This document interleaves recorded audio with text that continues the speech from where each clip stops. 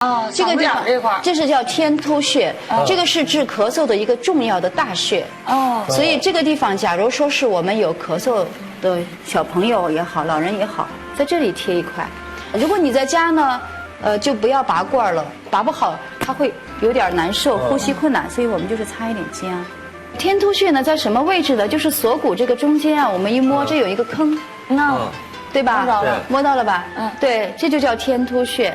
这个地方非常重要，对于治咳嗽。你嗓子不好不管用，咳嗽。对，像鼻炎呐什么，你都可以贴这里。